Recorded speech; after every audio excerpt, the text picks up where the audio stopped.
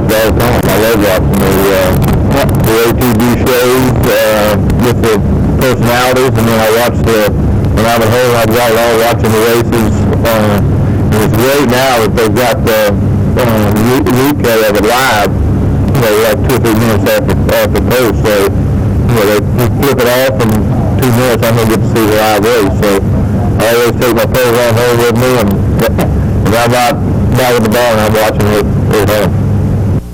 In the second, Barbaro reaches for the final furlong, and Barbaro leads by a length and a half. Great Point is charging from the back of the pack. Barbaro is in front. Great Point tries to pass them all, but he can't pass Barbaro!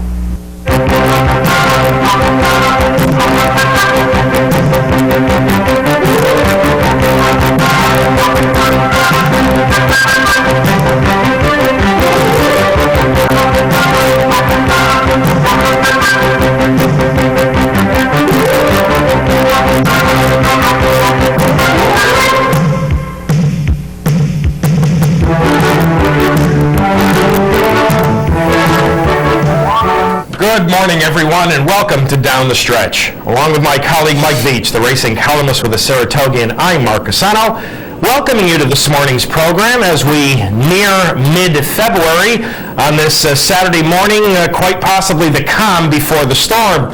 In front of us, 60 jam-packed minutes. We will look back at 8 important races, including one with a great deal of local flavor. My partner will have a pair of pedigree profiles this morning. We'll be bringing you one special guest. Mr. John SERVIS will join us in just a few moments to talk about the return of Rockport Harbor.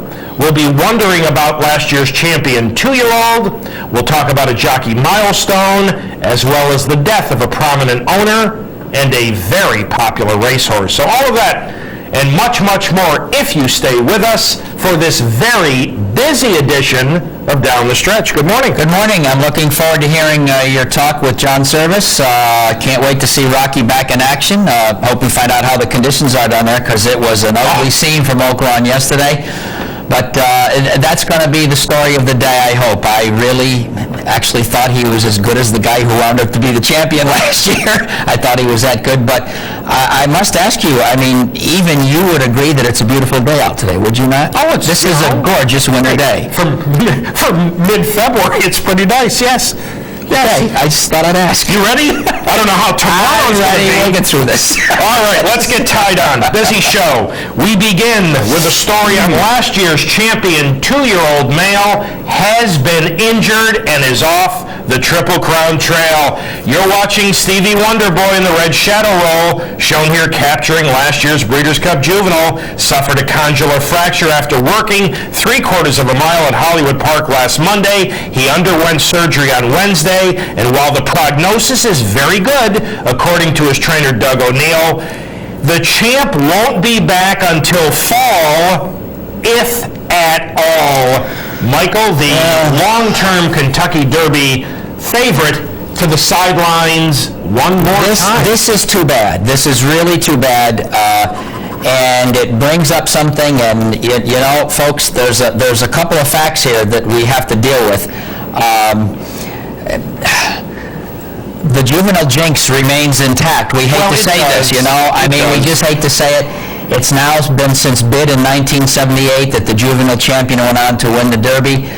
It's ugly. Nobody likes it. Our friend Nick Kling from Track Facts has done very good work on the non-Breeders' Cup juvenile winners who want to do well in the Classics.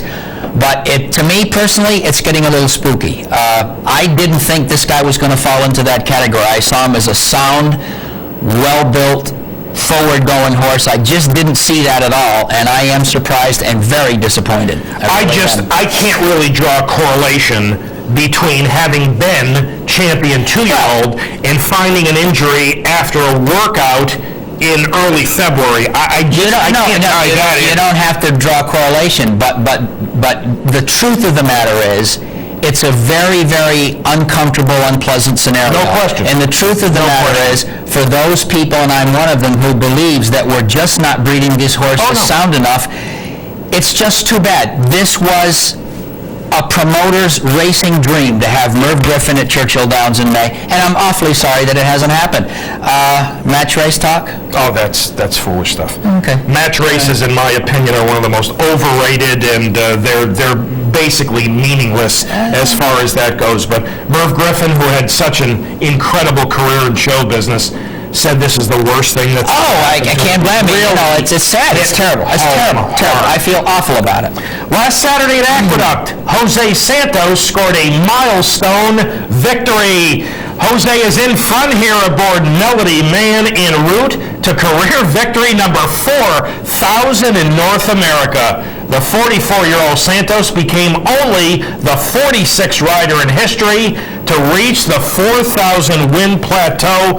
Partner, he has been an outstanding rider for a long time. I completely admire his tenacity. I completely admire his work ethic because about 10 years ago, you would have thought he was about ready to leave the game. Right. He was in such the background after a variety of injuries and whatnot.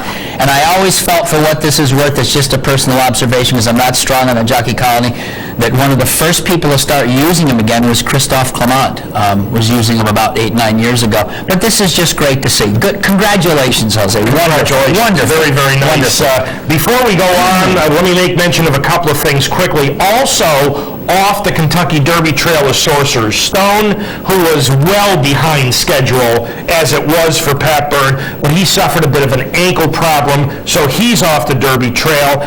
And AC Ducey, the filly owned locally by Jeffrey Tucker and trained locally by John Morrison. AC Ducey has been retired. Her biggest victory last year's Grade 1 Prioress. And if I'm not mistaken, the allowance winner One Union has suffered a setback as well. Yes, he has. And the King of Aqueduct has died. Well named. Ladies and gentlemen, you are looking at the highly popular King Swan, a gelding who made 107 starts. He has died at the age of 26.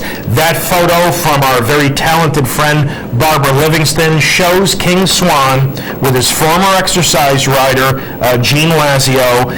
I got to tell you, folks, he passed away at the age of 26, and in an era where some horses don't make it through their 3-year-old season, King Swan competed for 9 years. He won 31 races, including 12 stakes, highlighted by a victory in the Grade 1 Vosburg and a win in the 88 Tom Fool against Gulch, who went on to be champion sprinter that year. He was claimed by the late Dick Dutrow.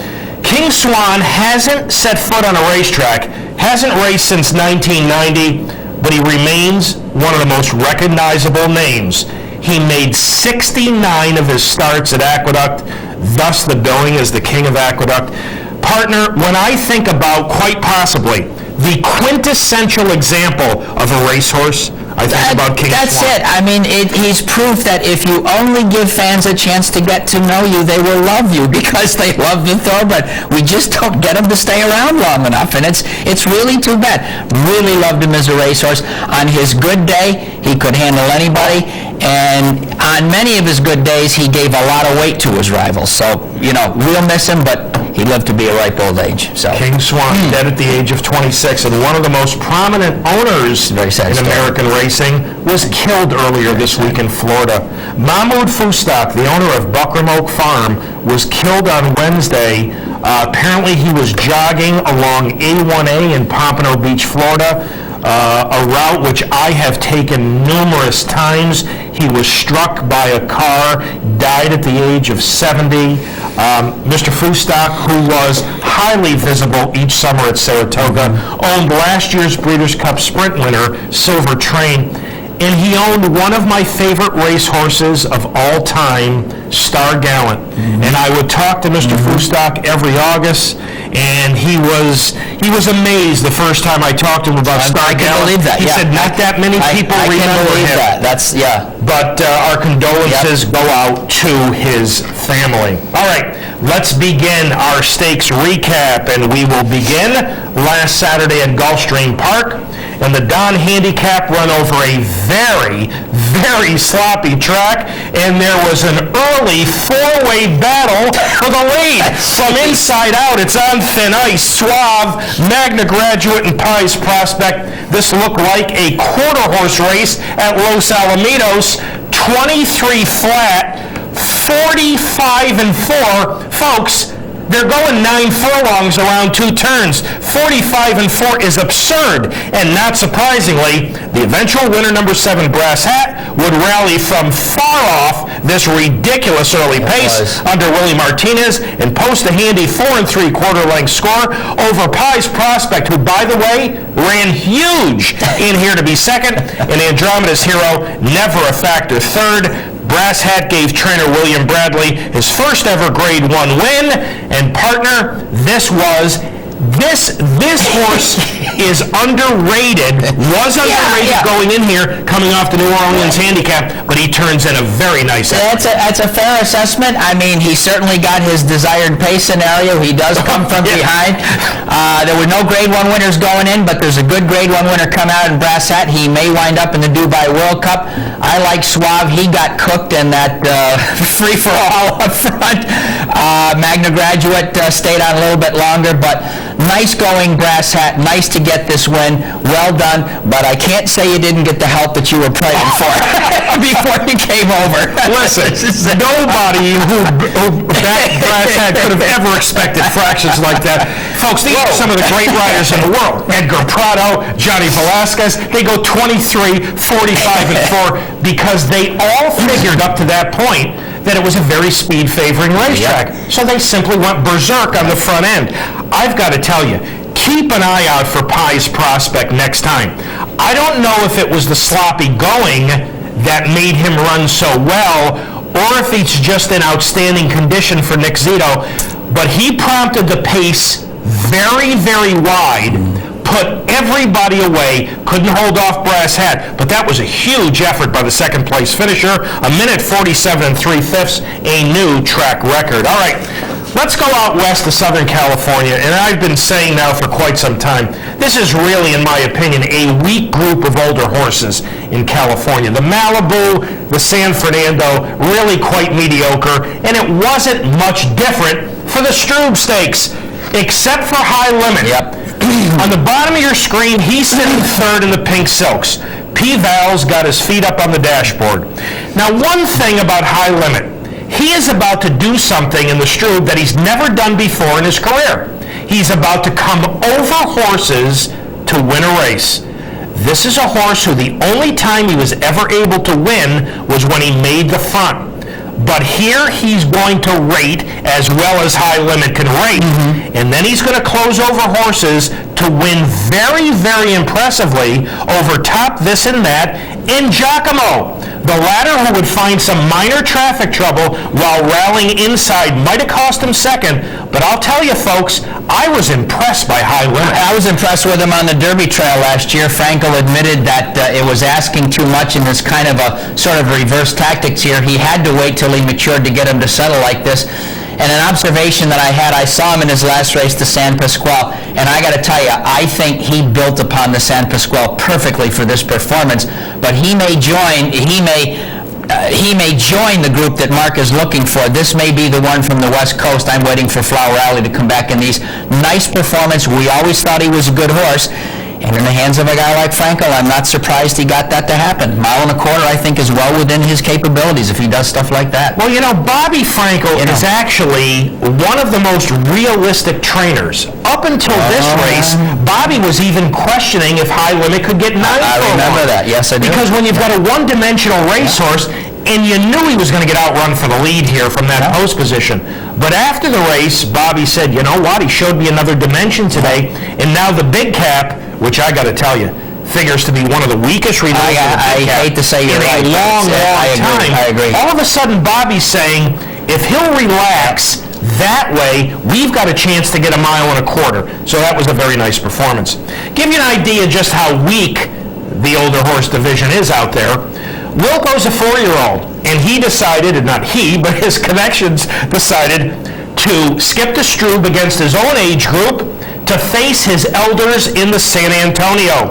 Wilco is 4th on the fence at the bottom of your screen, number 5. You know, he's been winless for quite a while. Up front, you've got With Distinction inside and Spellbinder outside. Those two are going to sit 1-2 all the way around the racetrack. Watch Wilco and Garrett Gomez.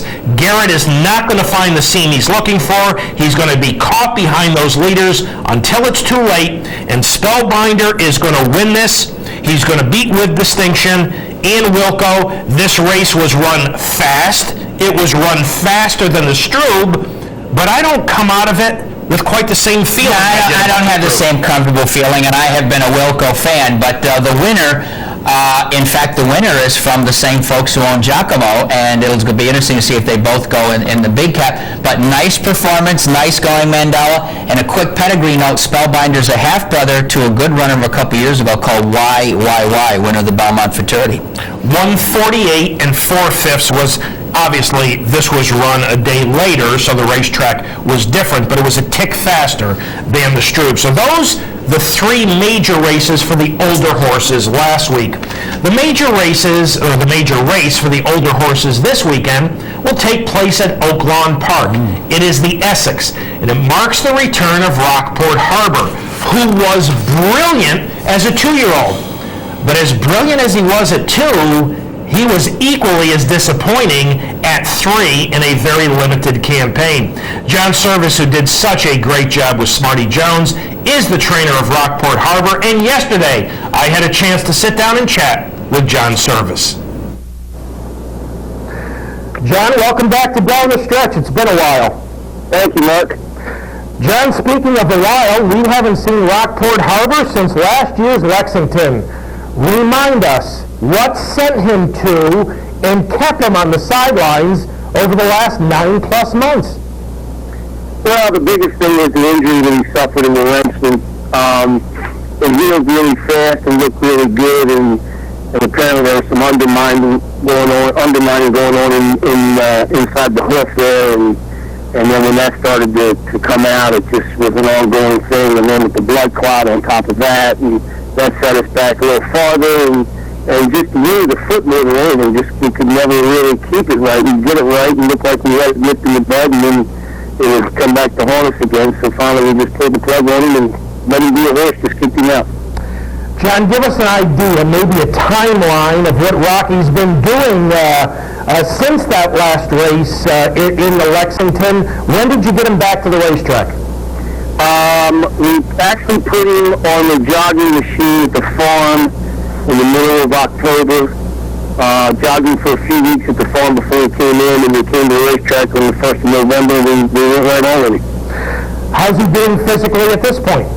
He's doing good. I mean, this is the first time since he was a 2-year-old, not going wood, that we've been able to train him straight through without any setbacks. John, describe him for us from a physical standpoint, and also tell us how Rocky has changed since we last saw him. Well, he's put on quite a bit of weight. He's filled out. He's a big, attractive horse where, before he was turned out, he was more of a big, lanky horse, not as wide as he is now. He's obviously gotten stronger and bigger, and other than that, the only real big change in this is the last few weeks he's just gotten to where he's borderline rank training. I mean, he's gotten to where he's had enough of training and he needs to be led to the paddock. Well, John, that's interesting because we know that Rocky's always had a tremendous amount of natural speed. Being as fresh as he is that a concern for you this afternoon in the Essex? Absolutely. I mean, it's been a long time since he's run. He's been training very well and forward, and he's pretty full of himself. I mean, he put a work in as late as Sunday and just try to take a little of that edge off of him, and it didn't really seem to do a whole lot for that. It just kind of maybe give up a little more. So he's pretty anxious. Realistically, John, what do you expect from him in the Essex? I think he'll run well. I mean, he's a very good horse. And I expect him to run well. If he wins, I'll be very happy. If he doesn't win, as long as he runs well, I'll be very happy. The big thing with me right now is just getting to a race and getting that first race behind us and giving us something to build on. John, I would guess you've got certain expectations for Rockport Harbor this year. What might those be? Can he be a major factor in the upper echelon handicap division? I don't see why he can't, Mark. He's a horse that just, from November of his 2-year-old year to the Lexington, he just had one problem after another, and it's just, you're looking at a horse that's 4 years old. He's only run 6 times. He's lightly raced. I think there's a lot of improvement to him, and I think the more he runs, the more seasons he'll get, and hopefully he'll be what he wanted to be. John, we know as we sit here now taping on Friday that it's raining quite heavily at Oak Lawn Park, and we know Rocky's only poor race was in the slop. If the rains continue and the racetrack is bad on Saturday, would you consider scratching? Yeah, it's a consideration. This track holds a lot of water, and it's supposed to get out of here this evening. So if it does leave this evening, the track will be good by the race. But now with the bad race being in Lexington, right after the race, Stuart was almost guaranteed me that it was definitely a racetrack. He never got comfortable. He was switching leads back and forth the whole race. And then the next morning, you're dead lane behind and very uncomfortable on that foot. And that's probably why he was uncomfortable on the racetrack, because he actually trained quite well on an off track. So I'm not so sure he won't run well on an off track. And we're going to have to hook an off track somewhere down the line, but I don't think it's going to be the first time out. John, before I let you go, how about an update on your outstanding filly, Round Pond, who was so very impressive in winning the Acorn here last year in New York? What's your status? She's back training. We're putting her for the Azarian in March, and quite frankly, she's got me doing backflips. I am just ecstatic with the way she's been training, and knock on wood, she's staying sound, and she's just really got me sick with death. I'm anxious to leave her over there and let her get out there and show people what they missed out on. Well, it sounds like it could be quite an exciting year around the Service Barn with Rocky and Round Pond. As always, John, we want to thank you so much for your time. All the best with Rockport Harbor in the Essex, and we'll certainly look forward to the return of Round Pond as well. Thank you, Mark. Nice talking to you. Thank you, John. John Service, ladies and gentlemen, the trainer of Rockport Harbor. Our Julie Hoxie just got off the phone with John Service, and John told her that the racetrack at Oak Lawn is not in very good condition currently. It is windy. The racetrack is expected to dry out as the day goes along, but you heard him say at some point Rocky's going to have to catch a wet, surface again, but he doesn't want it to be his debut. So they're going to play it by ear, see how the racetrack is doing. Here in New York, you have up until 45 minutes before a stakes race to scratch. I'm not sure how it is in Arkansas. Pay attention to the network during the course of the afternoon for late changes. If Rockport Harbor should race, I think the first 3/8 of a mile into and around that first turn are critical. You heard John say how on the muscle he is. There's no doubt he is. And he's so fresh that you may run off with Stewart the first 3/8, so pay attention. And thanks to John Service. We are up to our first break on this morning's edition of Down the Stretch. Thank you so much for having joined us. When Michael and I return, it's part 1 of our 3-year-old segment. We'll take a look back at a number of stakes and the first of 2 pedigree profiles for my partner. So all of that and much more coming up right after these messages. I am Rick Ballard, and in my office we always have on Capital OTB TV.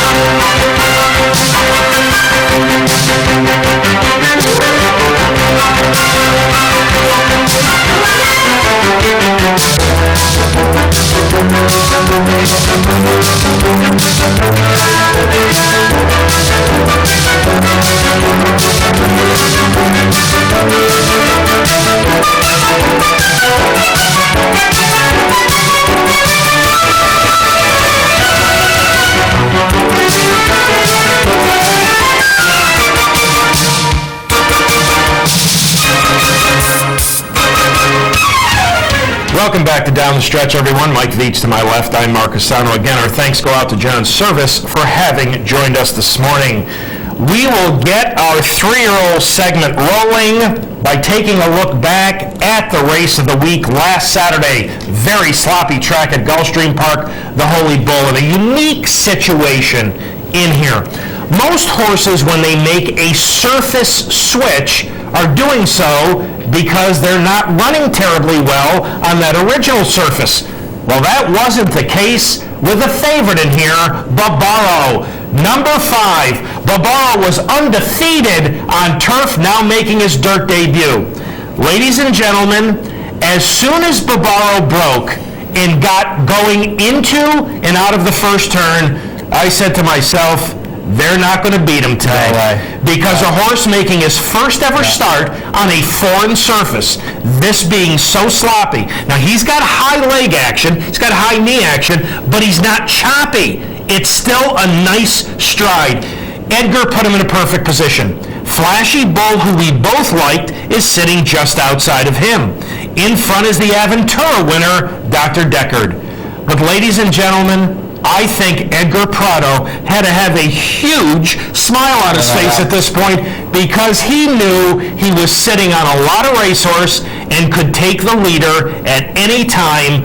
Michael Matz did a wonderful job preparing him, and even though Barbaro is only going to win by 3/4 over a very fine effort from the late-running Great Point, and even though the time isn't anything to write home about, I like this effort very, very much. So did I. This is really one of the most interesting stories of the young season so far this year. Usually the transition is the other way around, so you had some worries here.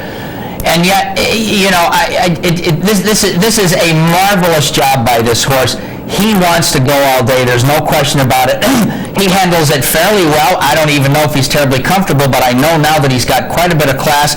Takes command effortlessly here on the turn, then holds safe Great Point. Now, Great Point is what raises a lot of interest and intrigue to me in this particular race. Great Point here, see him coming down the center of the track. Last to load, last into the turn. I'm going to credit Jeremy Rose for getting him over very early and saving some ground. But here's where this race becomes almost mystifying to me. I think Barbaro ran to advance notifications. I think he did his job. I think he may not have been super comfortable, but he did it. Great Point's performance from out there that way has me wondering, is this another huge Zito move forward, or is it the condition of the track? That one surprised me. Flashy Bull did what we both might have expected if we needed the race. That one was true of form. The Great Point effort has me very, very interested, and here is this big, strong guy coming down. This is really good going, Michael Matz, no doubt about it, and this makes the Derby scene just very exciting for me. Great Point, as my partner mentioned, with a scratch, drew post position 12, and Jeremy Rose did a great job. I thought so. Just like last year with the Fleet Alex, when they had an outside post, when the gate opened, he took Great Point right to the fence. Great Point made a nice run down the backstretch, approaching the quarter pole. Jeremy wanted to save some ground. He was behind horses and had to steady ever so slightly. In my opinion, it did not make the difference between winning and losing. Oh, no, I agree. But he did have to steady ever so slightly.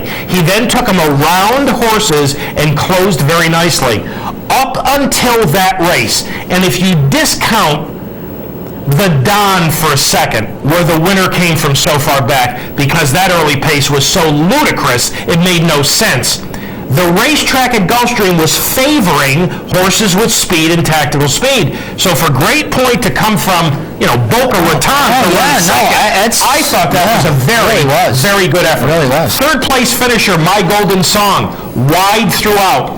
Now, it wasn't quite as bad to be wide on that bad racetrack that day as it normally is, because you didn't want to be down along the fence. But My Golden Song, pretty good third. He's 4 or 5 wide all the way around. Flashy Bull, either he needed the race, which we think he probably did. Or he isn't quite that good. He's a moderate level. You just don't. And a quick comment, Mark knows this place a lot better than me.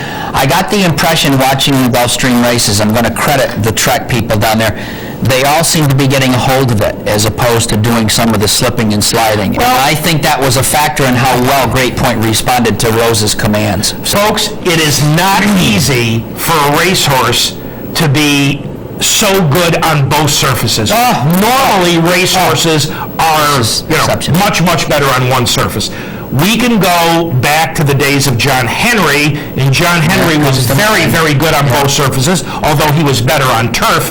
Secretariat was great on any surface, but even a horse like Cigar, the reason they moved Cigar to dirt is because he wasn't very good on grass. Here's Barbaro dominant on turf, now steps on dirt for the first time, in this case slop, and is equally as dominant. And that's a rare thing. It's rare, and it's rare as a very young horse. This was his 4th lifetime start, I believe. And this year, this is weird. There are more surface switches this year on the road to Churchill than I've ever seen before. Barbaro, Lawyer Ron. Now, Lawyer Ron couldn't win on grass, so they moved him to dirt. Sweet Northern Saint got beat 100 miles on turf. And they haven't come within a pole of them on dirt, well-armed overseas. This is a strange, strange year for surface changes. All right, a race earlier on the card, they ran the Hutchison, which marked the return of one of last year's outstanding 2-year-olds, First Samurai. He is number 7. Watch him beat the gate here. Frankie Brothers had to be thrilled with this. He breaks 2 lengths on top. Down on the fence is Keyed Entry, who broke a half a step slow under Johnny Velasquez. That's the last thing that Keyed Entry did slowly, because he is going to cut out fractions of 22 flat, 44 flat, and 107 in 3 en route to a 7.5 furlong clocking of 127 flat, which smashes the track record. He is going to beat First Samurai by a length and a quarter. Ladies and gentlemen, it was 16 lengths back to the 3rd place finisher. A huge race for Keyed Entry, who is owned in part locally by Don and Barbara Lucarelli of Duanesburg. And to the Lucarellis, congratulations on a brilliant performance.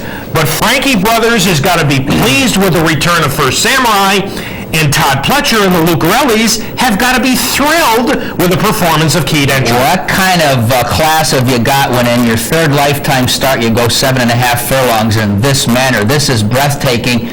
Frankie Brothers, I agree, you couldn't have asked for anything much better. Obviously, slop is no problem to First Samurai. These are 2 very, very special colts. The winner just ran right out of his skin. Nice going again, Don and Bob. Just a couple of statistical notes. The winner did get 6 pounds. He had the advantage of a recent race. First Samurai was off 98 days. The winner was off only a month from his last start. But there's no denying about 107 and 3 and carrying on with it. Really, really a great performance. And I like to see the Hutch. It's a race I've always liked. It's a race of history, and they're going to remember these 2 for a long time, I think. Really good horses. Again, a little more on the local connections. Don and Barbara Lucarelli from Duanesburg. Don, along with his brother, sold Bellevue Builders, who, even though I'm not very good around the house, even I've been to Bellevue Builders, sold that a couple of years ago. They started with standard breds. They now have 3 horses with Todd Pletcher, and they own 1 Keyed Entry along with Jack and Lori Wolf. And as we take a look at this photo, Barbara Lucarelli on the far right, who along with Lori Wolf, leading Keyed Entry back to the winner's circle last Saturday at Gulfstream. I can just about guarantee you that Barbara Lucarelli didn't care a lick that it was a sloppy racetrack. That was one huge effort. And what Don Lucarelli told us was that Todd mentioned to him that Keyed Entry, after running 7.5 furlongs and 127 flat, and I'm quoting, wasn't even blowing hard, end quote. Next up for Keyed Entry, either the Fountain of Youth, the advantage there, you stay at Gulfstream, the disadvantage, it's 9 furlongs, or they go to a race like the Rebel at Oak Lawn Park. Congratulations to the Lucarellis. That is absolutely terrific. This has got to be very exciting to have one outstanding 3-year-old at this time of year.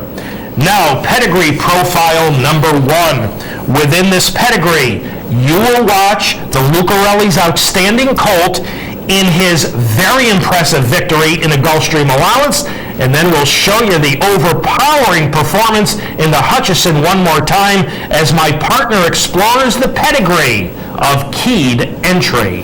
Going to be a lot of fun. Keyed Entry. He won the Hutchison Stakes like a sprint-bred horse. And Mark and audience, that is exactly what he is, at least on paper. Keyed Entry is a son of the powerful Honor and Glory, who is one of my favorite sires despite his predilection for speed. Honor and Glory, a direct male line descendant of Man o' War through son's War Relic intentionally, in reality and relaunch, was a brutally powerful runner who captured the Grade 1 Metropolitan Handicap as a 3-year-old in 1:32 and 4. At Saratoga, Honor and Glory won the King's Bishop Stakes with a resurgence and deep stretch that seemed a foretelling of Keyed Entry's draw away from First Samurai when the question was asked in Florida. By the way, that King's Bishop at Saratoga was some key race historically, for finishing second to Honor and Glory was Elusive Quality, the sire of Derby winner Smarty Jones, and finishing third to him that day was Distorted Humor, the sire of Derby winner Funny Side. Now, as Honor and Glory's stud career has proceeded, it is beginning to look like he will not be the sire of a Derby winner. I don't mind eating those words if it happens with this horse. His leading runners include Caressing, winner of the Breeders' Cup Juvenile Fillies, Discreet Hero, winner of the Grade 3 Round Table at 9 furlongs, and Blues and Royals, winner of the UAE Derby at 9 furlongs. He does have a winner at a classic distance, and you got to bear with me here for the next couple sentences. That being Name Value, winner of the Group 1 Teo Sheo Stakes in Japan at 10 furlongs on dirt. It is at this point I'm going to make a judgment call and not automatically assign a 10 to Honor and Glory, as this at this time is very much the exception to the rule for a sire whose average winning distance is 6.75 furlongs for 5 crops. Honor and Glory gets a 9.75 as a sire, a good number, but not the perfect 10. Keyed Entry's mother is the crypto clearance mare Ava Knows the Code, who placed in the Grade 3 Senorita Handicap at 1 mile on the Hollywood Park turf. His second dam is Ava Romance, a daughter of Belmont Stakes winner Avatar, and she won the 10-furlong Rose de Bartolo Stakes with that inherited stamina. But from here on out, this family is quite short, and many of its members won their stakes brackets in restricted competition. Ava Romance is the mother of Time for Romance, winner of the race that Mark's never heard of, me neither, the Mesa Handicap at Turf Paradise going 6.5 furlongs. Third dam Sunny Romance by Gallant Romeo won the 6-furlong Marigold Stakes, something you'd expect from the daughter of the winner of the Vosburg Handicap and the sire of sprint champions Gallant Bob and My Juliet. As a caveat here, I will note that Gallant Romeo also sired Preakness winner Elocutionist. Sunny Romance is the grand dam of Zippers Up, who placed a free house in the 1996 Norfolk Stakes. Finally, fourth dam Sundestein by Clandestine won the Fashion Stakes as a 2-year-old at Belmont and the 6-furlong Shadow Gay Handicap as an older filly. She's the mother of Come In Rhodesia, winner of the River Queen Handicap at 1 1/16 at River Downs, and Lawyer's Son, winner of the Aspirant Stakes for 2-year-olds at Finger Lakes. Keyed Entry's dam gets a rating of 7.87 for an overall rating matched with Honor and Glory at 9.75. Keyed Entry, if a horse is going to outrun his paper, this might be one that's going to do it. But that's the number. Interestingly, as we take a look at this page, you watched 2 sprint races where Keyed Entry was inside under pressure in both those races, and he showed tremendous natural speed. But I thought he was under control. He was not unrateable. I thought Johnny was able to rate him nicely. I agree. That should be the key to him going on and stretching out. Now, how much farther he's going to stretch out is a question, but this is a very talented racehorse. The winner of the Hutchison, a Gulfstream allowance of Monmouth Maiden, owned in part by Don and Barbara Lucarelli of Duanesburg. I think things are going to be jumping in Duanesburg over the next couple of months. Trained by Todd Pletcher, a VIETCH rating of 975 on top, 787 on the bottom, for an overall 8.81 for the Son of Honor and Glory keyed entry. Thank you, partner. Fun to do. Pedigree number 2 coming up a bit later on in the program. 3 more races for the 3-year-olds to take a look back at, and we're going back to Southern California at Santa Anita. Ladies and gentlemen, this is the Sham Stakes, and stalking a conservative pace on the outside is number 6 Bob and John, the 2-5 favorite. Give Baffert a lot of credit. He has found some extremely soft spots for this Son of Honor and Glory. Now, after an opening half where they crawled in 48-4, this third quarter, they're going to throw in a 23-1 third quarter. Bob and John is going to take over, and he's going to win this easily by 4.5. Folks, he ran it in 1 minute and 49 seconds on the same day as High Limit ran the Strube in 1 minute and 49 seconds. Okay. They did it different ways. Yeah.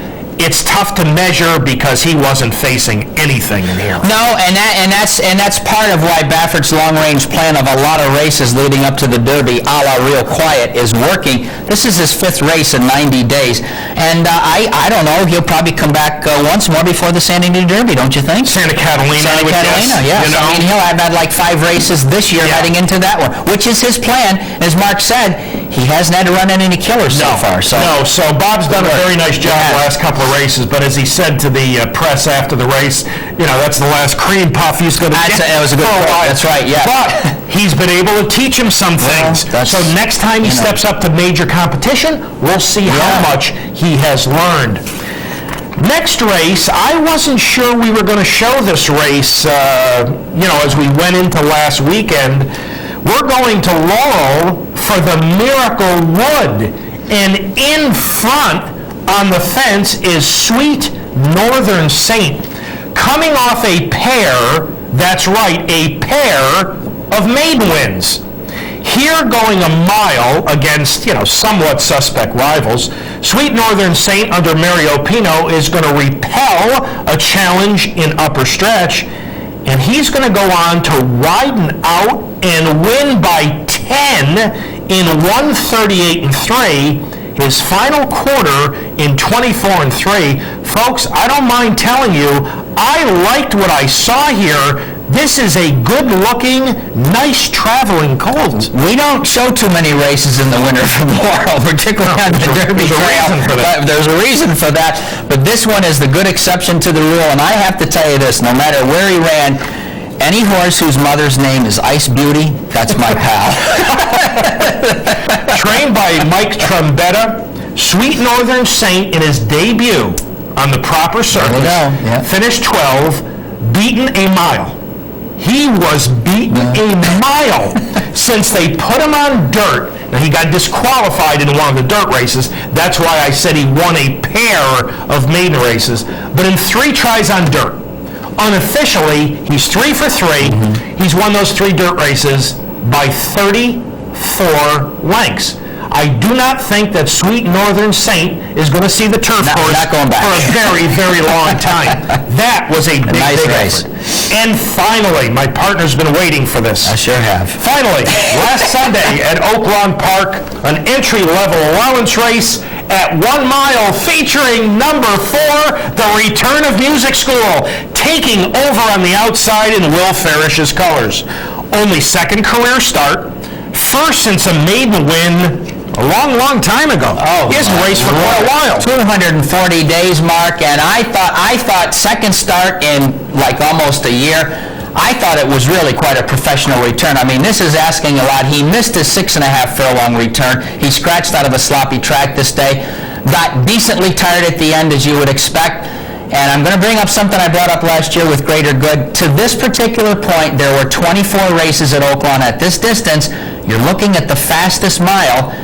Guess who runs the equal fastest mile? Another Neil Howard. You got it right. You're sharper than I figured you are. Yes, I am. Brilliant did it early in the meet. So Neil's got a couple of good runners down there. A little bit green, got a little tired in upper stretch, which he's supposed to do I agree. off the way off. Wow. Wins by 3/4 over Arbuckle understand that you talked to Neil on the phone after the race? Oh, yes, I did. He was very pleased coming out, came out of the race good. I called him the next morning. He's planning the Rebel a couple of weeks into March, which will be a big race down there. It got a big purse boost. But he's very, very pleased with him overall. And he said, we're just going to keep our fingers crossed. But he was very, very happy. And I guess it's better to hear Neil happy after the race than to ask him those questions before. He frets a little bit about his horses. Yeah, just a little bit. We showed you last year Music School's debut where he stumbled quite badly at the start. I think it was Robbie Alvarado. Basically, was fortunate to stay in the irons. Yep. And Mr. Howard does not rush a horse back. He doesn't bring a horse back till that horse is good and ready. So chances are Music School is going to get a lot out of that effort. Yeah. Doesn't look overpowering visually, but he should take a lot out of that. I think so. And one final comment, he is by AP&D, and maybe we'll get to do his pedigree, maybe not. But if you remember AP&D, that low-level head, that nicely balanced run, I think that's going to stand him in good stead. He's got a lot of ground to make up as far as all this goes, but that's a talented horse. All right, we're up to our final break on this morning's near mid-February edition of Down the Stretch. Thank you so much for having joined us. When Michael and I return, part 2 of our 3-year-old segment, we will unveil our latest lists of our top Kentucky Derby prospects. We'll see where Music School, and we'll see if Sweet Northern Saint made the list, and Michael will have the second of his 2 pedigree profiles. So all of that and a little bit more coming up right after these messages. Hi, I'm John Kinnell, and you're watching Capital ATB.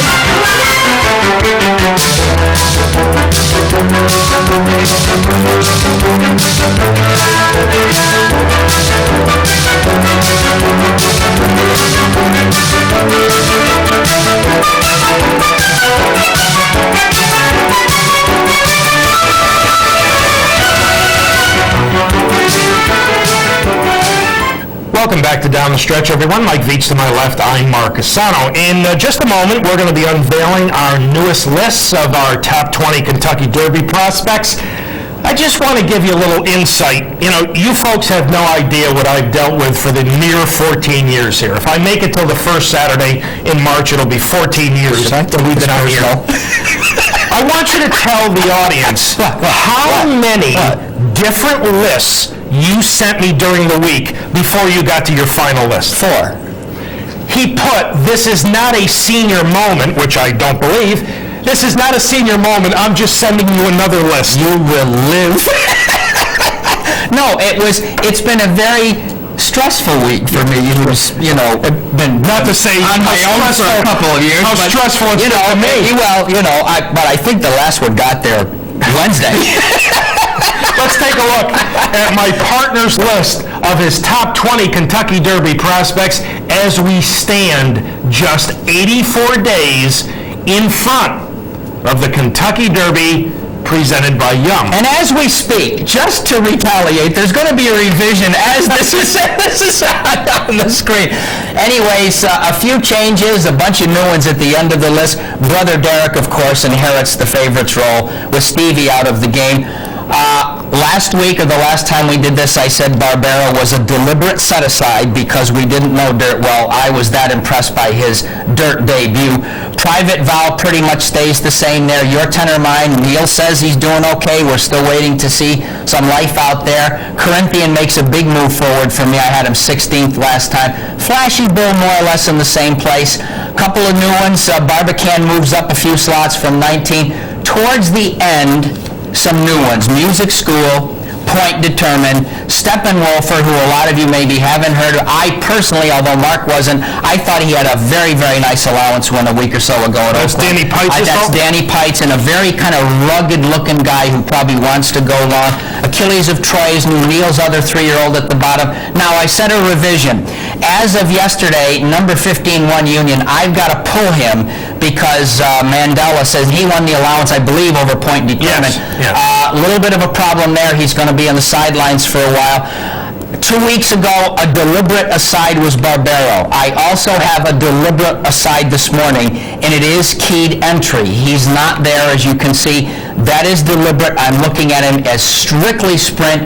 I could easily change my mind on Fountain of Youth Day. If in fact that's the day he goes. I hope he does because Mark may be there in person. Off the trail along with Stevie, Sorcerer's Stone is now out of action. So there's my list number 3, revised right up to the minute because I knew it would make Mark happy. I can't wait to do number 4. And I'm sure you're going to revise it a little more because your number 17 got beat 113 lengths in Dubai yesterday. I know that. So I knew he'll that. be a goner. But he's a mile and a quarter horse. But yeah, you like his pedigree. Doesn't matter that he can't run. But you accuse me of these blind something. There's Michael's, 12th revision of his newest list of Kentucky Derby prospects. I did the same thing with Barbaro as my partner on the last list. I said I want to wait and see until he comes to the main track and see how he performs. Now, my partner was pretty impressed with him because you had him at number 3. Let's see how impressed I was with Barbaro. Wow. He is number 2. I'll tell you what, I love that effort. Brother Derek deserves the top spot for the time being. Your tenor mine, ladies and gentlemen, I've said this before, more than any other horse on that entire list, with the possible exception of Really Indian, because he's also trained by Neil Drysdale. But more importantly than any other horse on that list, if your tenor mine makes it into the starting gate on Derby Day, he's got one terrific chance. Bluegrass Cat, we're expecting him in the Sam Davis next Saturday. Lawyer Ron will go in the Southwest. He may face your Steppenwolfer. Yes. Steppenwolfer is only going to see the tail end of Lawyer Ron as they turn for home in the Southwest. Again. Barbican, I'm not sure where he's going. I was very impressed. There's Bob and John. I thought Great Points race was very, very good. First Samurai and Private Vow, 2 of the biggest stars from last year as 2-year-olds. I've got them 9th and 10th. I got a couple of serious concerns about First Samurai, who, by the way, was the heaviest bet horse of all the individual horses in Pool 1. He's a very classy, very talented horse. I don't necessarily like the way he finishes his races. And I've got a major question mark on First Samurai. I'm not going to argue with it. Corinthian, a solid number 11. My Golden Song, I thought he got a wide trip in the Holy Bull and was pretty good. Flashy Bull, I want to see him move forward.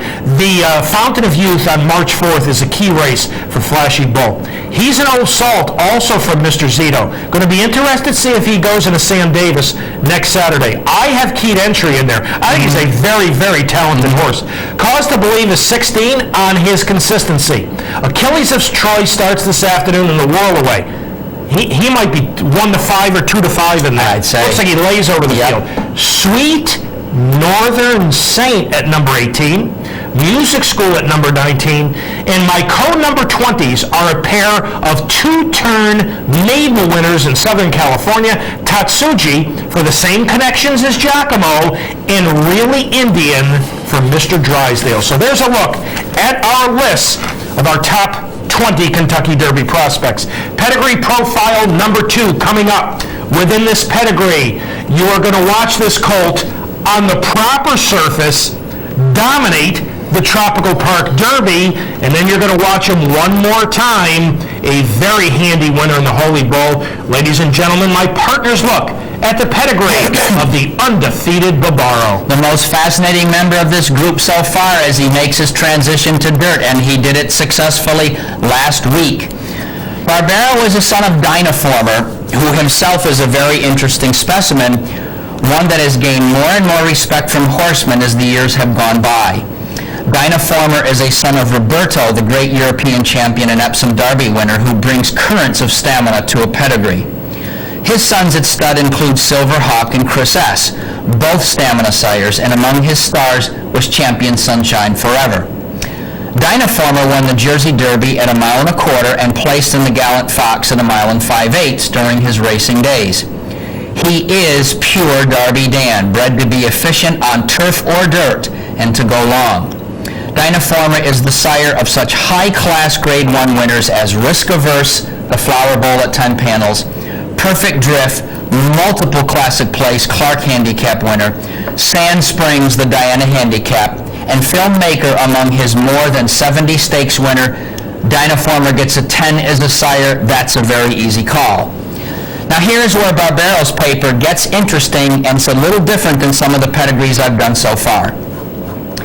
His first 3 broodmare sires are Carson City, King's Bishop, and the Arctic.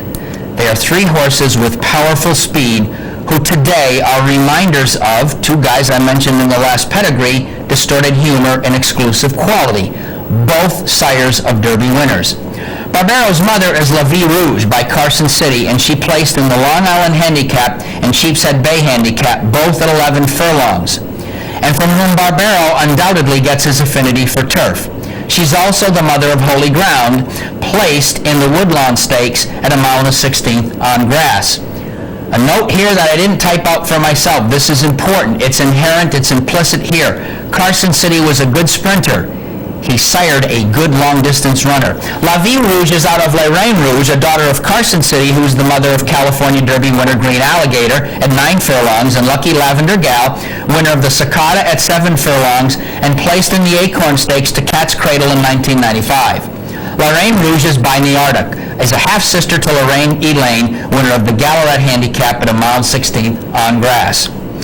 This family also includes Coaching Club American Oaks winner War Plumage, and as an overall group receives a rating of 9.42 for the dam. Barbaro has a very solid pedigree with an excellent combination of speed influences and mares who produce quality runners, with the marvelous Dynaformer on top. And with this victory that you're watching here, he has brought new excitement into the 2006 Kentucky Derby scene. The more I've thought about this pedigree, the more I've thought it is beautifully balanced with speed and stamina. Good horse, good paper, very capable, 9.71 overall. I have said this on more than one occasion. Everything else being equal, the one sire, not Stormcat, not AP Indy, the one sire who I like the most as far as surface switches. Now, most of the time it's going from dirt to turf, not the opposite way, is Dynaformer. I love Dynaformer.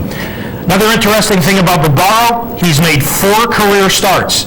A mile was the shortest race he's run. Yeah. He's got a mile and a 16th, and 2 9-furlong races. He has got a foundation, even with only 4 lifetime starts. This is totally impressive, and if the paper comes to the fore, if he needs to call on a quick step somewhere, Carson City, Neartic, and the other one I mentioned, sorry about that, King's Bishop, right there is where he's got, this is a wonderful pedigree. I know it's not a 10. Forget that, folks. This horse is going to go a long way, and he's got some speed in there as well. Mark's point about Dynaform, I've heard him make it before. I agree with that. There are very few horses who produce like this, and he does it better as he gets older. So 10 on the top, really something. 9.42 on the bottom for an overall rating of 9.71. It was reported that Mr. and Mrs. M. Roy Jackson turned down an offer of approximately $5 million prior to the Holy Bull. Now that he's won on dirt, I wonder if that offer has increased. And look at what his value would be down the road. I couldn't, this is a serious thing. My partners look at Barbaro. Let's check all of the pedigree ratings he's done. Unfortunately, this will be the last time that you see Stevie Wonderboy in the mix. I wanted to leave it in this final time so you can get some kind of balance. Bluegrass Cat at the top at 10.1. Barbaro a solid second at 9.71. Brother Derek, on both of our lists, he is number 1. He is 9.0. First Samurai, 8.9. And Keyed Entry, not that much lower than First Samurai, at 8.81. Michael VIETCH's pedigree ratings for the class of 2006. This past week, we received 3 emails and letters from you folks. I want to thank Len. Len, thank you so much for the heads up on the Lucarellis from Duanesburg, from Jim in Ballston Spa. And Jim, look at your mail because I sent you some information that you were looking for, and you should have it very soon. And you got another email from your friend Bob. Bob, thank you for your comment on the pedigree clarification and discussing last week. Much obliged. So thanks to all of you, and for those of you who would like to correspond with us here at Down the Stretch as we approach our 14th anniversary. It's Down the Stretch, Mark and Mike, Capital District OTB, 510 Smith, Schenectady, 12305, or electronically. The most popular way, at viewer mail at capitalotb.com. Time to thank all the folks who helped get this week's very busy show on the air. Dan Hayes directed, Pete Persico and Pat Peretta, our associate producer Julie Hoxie, and special thanks to this morning's guest John Service, who may be bringing back Rockport Harbor in this afternoon's Essex at Oak Lawn.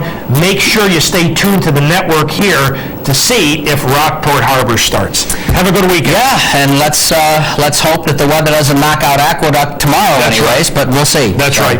Ladies and gentlemen, as always, we appreciate you having tuned in this morning. Thank you very much. Have a wonderful weekend. Enjoy all the wonderful racing action from coast to coast. Have a terrific upcoming week. And Mike and I will see you next week.